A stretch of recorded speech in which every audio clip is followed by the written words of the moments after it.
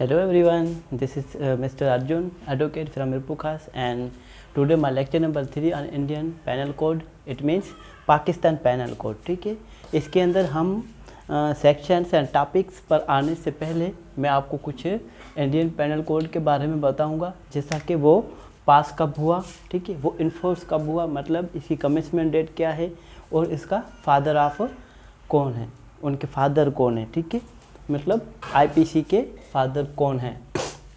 तो हमारे पास Indian panel code जो है वो पास हुआ था 6 अक्टूबर 1860 में. ठीक है, 6 अक्टूबर 1860 के अंदर. इसको हम वैसे भी लिखते हैं, अक्सर हमारे पास एक्ट, ऑर्डिनेंस या फिर कोई भी हमारे पास रूल या रेगुलेशन होते हैं, उनके अंदर जो एक्ट होते हैं उनके अंदर जो हमारे पास बुक होती है उसके फर्स्ट पेज पर जो ऊपर लिखे होते हैं यूँ कुछ इस तरह से लिखे होते हैं.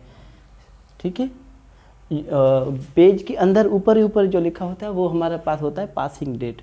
ठीक है, एंड ये हमारे पास इन्फोर्स हुआ 1 जनवरी 1862 को, मतलब हैप्पी बर्थडे ऑफ 1862. ठीक है, ये हमारे पास क्या हो गया, हैप्पी बर्थडे.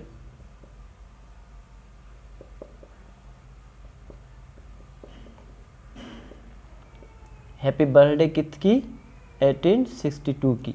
ठीक है, इसको ऐसे भी लिखते हैं हम 1 जनवरी 1862 को ये हमारे पास आईपीसी इन्फोर्स हो गया. इट मीन्स इसकी कमेंसमेंट स्टार्ट हो गई. कहाँ से, ये हो गया हमारे पास 1 जनवरी 1862 से. और ये पास कब हुआ, ये पास हुआ हमारे पास 6 अक्टूबर 1860 को. अगर कोई आपसे सवाल करे व्हेन आईपीसी पास्ड, ठीक है, तो हम कहेंगे 6 अक्टूबर 1860 को. ठीक है, तो फिर अगर ये हमसे सवाल पूछा जाए कि when IPC come into force, तो हम क्या कहेंगे, 1 जनवरी 1862 को.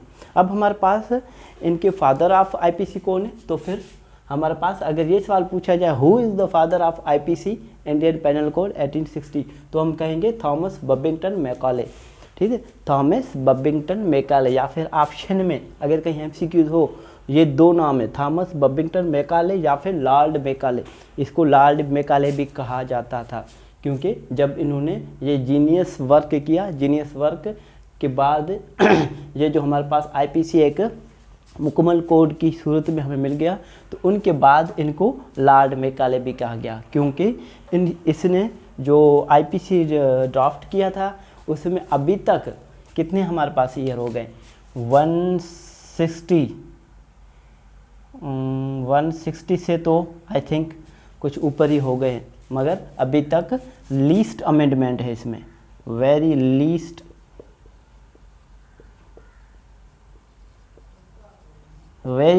अमेंडमेंट. तो हमारे पास क्या हुआ, ये हमारे पास थॉमस बबिंगटन का जीनियस वर्क था. ठीक है, अब इसके बाद हम आ जाते हैं हमारे पास क्राइम के बारे में. थोड़ा सा मैं आपको बताऊंगा कि हमारे पास क्राइम क्या है, उसके एलिमेंट्स क्या हैं एंड उसके स्टेज क्या हैं. थोड़ा ये आप नोट कर लें.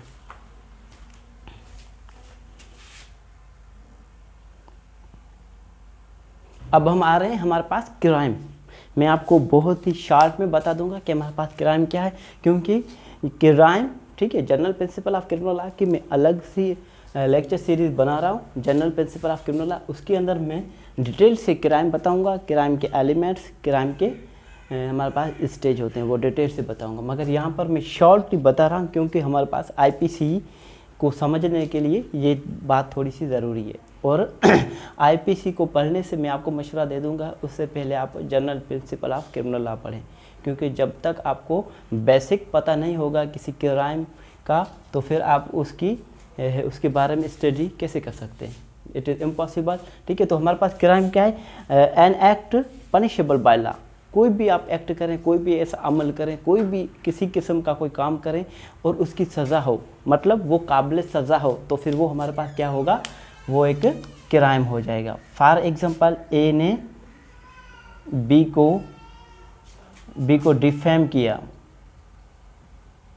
ठीक है, और ये एक्ट पनिशेबल है, तो फिर ये क्या हुआ, हमारे पास क्राइम हुआ. अब ए ने बी को इंजरी पहुंचाई, ठीक है, तो ये हमारे पास क्या है, क्राइम है, ठीक है। ए ने बी को या बी का मर्डर किया, ये हमारे पास क्या है, क्राइम। तो कोई भी ऐसा काम या फिर एक्ट आप अमल करें और उसकी कानून के अंदर सज़ा हो, तो फिर ये हमारे पास क्या होता है, ये हमारे पास होता है क्राइम। अब हम आ जाते हैं इस एलिमेंट्स ऑफ क्राइम। एलिमेंट्स से मुराद जैसे रॉ मटेरियल होते हैं, कोई भी आप एक्सपेरिमेंट करें, ठीक है, ऑब्जर्वेशन करें, उसके लिए आपके पास कौन कौन सी चीज़ें होना ज़रूरी है फिज़िकल में, ठीक है। अगर मैं लेक्चर बना रहा हूँ तो मेरे पास कौन कौन सी चीज़ें ज़रूरी है, बोर्ड, मार्कर, एक तो मैं खुद, फर्स्ट ऑफ ऑल मैं, मतलब human being means sir Arjun, ठीक है, उसके बाद वाइट बोर्ड, ठीक है, ब्लैक मार्कर, मोबाइल, ठीक है, माइक, ये हमारे पास ये चीज़ें, तो ये हमारे क्या क्या हुई, ये हमारे पास हो गई एलिमेंट्स, ठीक है, elements of crime. Elements of crime हमारे पास 4 एलिमेंट्स हैं। कौन कौन से एलिमेंट्स हैं, सबसे पहले ह्यूमन बीइंग, ठीक है,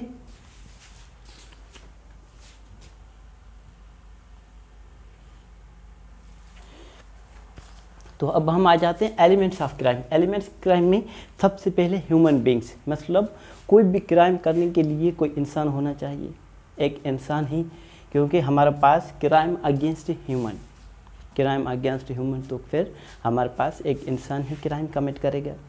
अगर कोई एनिमल क्राइम कमिट करता है तो क्या किसी एनिमल को हम पनिशमेंट देते हैं, नो। अभी पुराने ज़माने में ऐसा होता था, अगर कोई एलिमेंट की कोई एनिमल्स अगर कोई क्राइम कमिट करता था तो फिर उनको पनिशमेंट दी जाती थी, मगर अब ऐसा नहीं है, क्योंकि अब जो हमारे पास हैं, अगर कोई एनिमल्स ऐसा कोई घर में पालता है और फिर वो कोई क्राइम कमिट करता, फॉर एग्जांपल आप डॉग घर में रखते हैं पालकर, ठीक है, और डॉग वो किसी को बाइट कर देता है, किसी को इंजरी पहुंचाता है, तो फिर वो डॉग को हम पनिशमेंट नहीं देंगे, उसके मालिक को देंगे, ठीक है। तो फिर हमारे पास ह्यूमन बीइंग होना ज़रूरी है, कोई इंसान होना ज़रूरी है।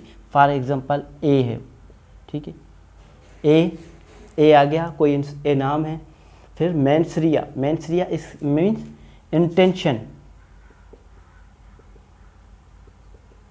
इंटेंशन या फिर हम कह दें guilty mind. Mens rea means guilty mind.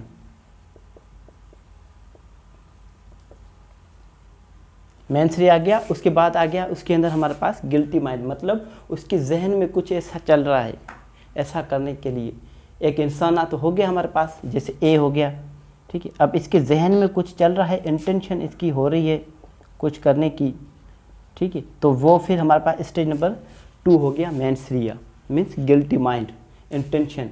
और दूसरे हमारे पास 3 नंबर पर जो है वो है एक्टसरिया। एक्टसरिया मीन्स एक्ट, कोई जो काम कर लेते हैं हम, फॉर एग्जांपल इंसान हो गया, इंसान ने कुछ ऐसा गलत सोचा, उसके बाद उसने कोशिश की, एक्टसरिया, ठीक है, उसने कर दिया, एक्ट कमीशन, उसने वो काम कर दिया। फॉर एग्जांपल ए ने सोचा कि मैं बी को मारूंगा, ए ने, एक ए तो हो गया हमारे पास, ये ह्यूमन बीइंग हो गया, ठीक है, ह्यूमन बीइंग हो गया, एंड बी, तो फिर ये क्या हो गया, एक्टसरिया हो गया, ठीक है, और इसने बी को इंजरी पहुंचा दी, तो फिर ये क्या हो गया, ये हमारे पास क्या हो गया, मेंसरिया हो गया। पहले ए एक ह्यूमन बीइंग हो गया, एंड उसने कुछ ऐसा गलत सोचा, ये क्या हो गया, मेंसरिया हो गया, एंड बी को इसने कुछ इंजरी पहुंचाई, तो फिर ये क्या हो गया, एक्टसरिया हो गया, ठीक है। अब एक्टसरिया हो गया, 3 एलिमेंट्स मुकम्मल हो गए। उसके बाद इंजरी, इन्होंने वो जो इंजरी पहुंचाई, जो रिजल्ट आई, वो क्या है हमारे पास, वो हमारे पास हो गई इंजरी, ये नंबर है 4, ठीक है, इंजरी। तो हमारे पास एलिमेंट्स आपको समझ में आ गया। इसके बाद मैं आपको पढ़ा रहा हूँ स्टेज।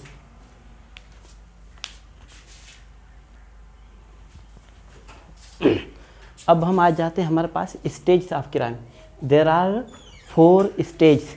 कौन कौन से स्टेज हैं हमारे पास? कोई इंटेंशन होनी चाहिए, मीन्स मेंसरिया होना चाहिए एक इंसान के अंदर, वो सोच रहा हो कुछ गलत करने के लिए, ठीक है।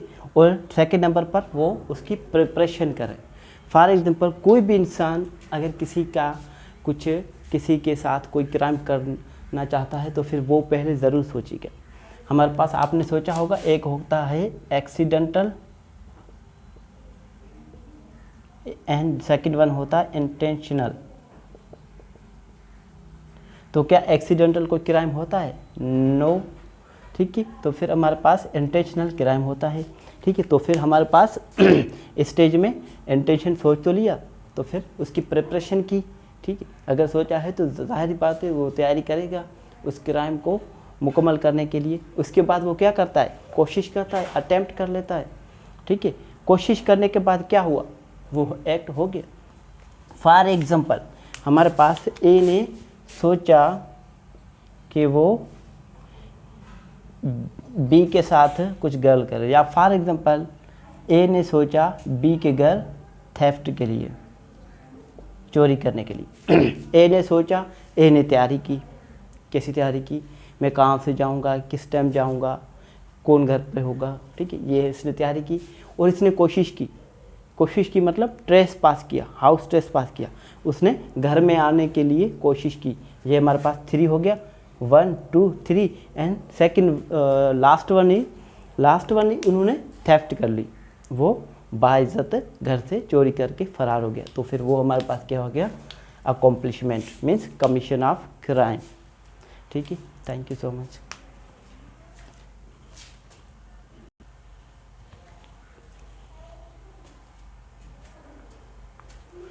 अब हमारे पास एक जूरिस्ट थे, बैरिस्टर थे। कौन? हमारे पास बैरिस्टर थे सर